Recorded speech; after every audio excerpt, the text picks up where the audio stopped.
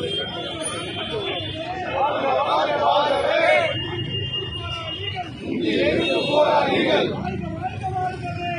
வாழ்க வாழ்கவே ஒளிபோர் தியாகிகள் வாழ்க வாழ்க வாழ்கவே வாழ்க வாழ்க வாழ்கவே தந்தை பெரியார் வாழ்கவே வாழ்க வாழ்க வாழ்கவே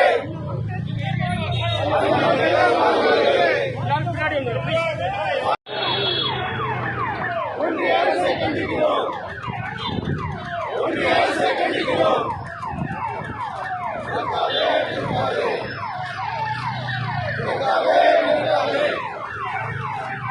ஒன்றிய அரசை நிறுத்தாதே ஒன்றிய அரசை நிறுத்தாதே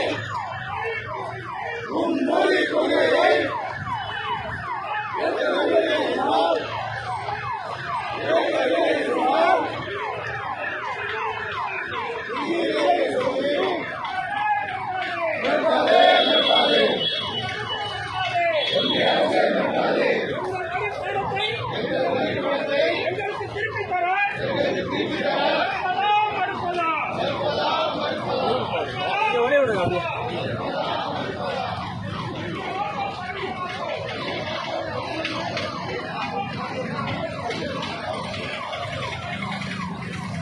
திராவிட முன்னேற்ற கழகம் இருக்கும் வரை பெரியாரிய கொள்கை இந்த மண்ணில் இருக்கும் வரை இந்தியை திணிப்பது நிகழாத காரியம்.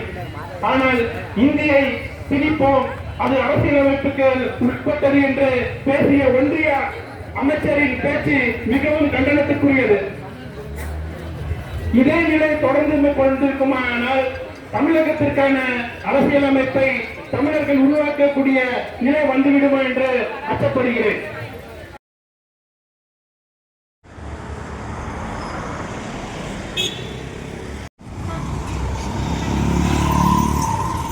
உங்களுக்கு ஒரு உடலை அறுத்து நீங்க மனித உடலை படிக்கிறீங்கல்ல, அந்த உடலை யார் கொடுத்தா? இல்ல பரம்பரை பணக்காரர் கொடுத்தானா? இல்ல பெரிய ஐயங்கார் கொடுத்தாங்க? யார் கொடுத்த உடலை? ஏன்னு கேட்பதற்கு நாதியற்ற எளிய அனாதை மக்களோட பணங்களில் தான் நீங்கள் மருத்துவம் படித்திருக்கிறீர்கள் தெரிஞ்சுங்க. உங்களோட மருத்துவ கல்வியில் நீதி கட்சி தலைவர்கள் பங்களிப்பை விடவும் உங்கள் பெற்றோர்களின் பங்களிப்பை விடவும் ஒரு அனாதை ஏழை பிணம் உங்களுக்கு கற்றுக் கொடுத்துருக்கு. உடனே ஒப்படைச்சிங்கிறத தெரிஞ்சுங்க. நம்ம சமூகத்தை அதை சொல்றேன். நான் சொன்னல, அன்னைக்கு ஒரு டாக்டர் நோய்வாய்ப்பட்ட ஒரு பெண்ணை தொடமாட்டாங்க.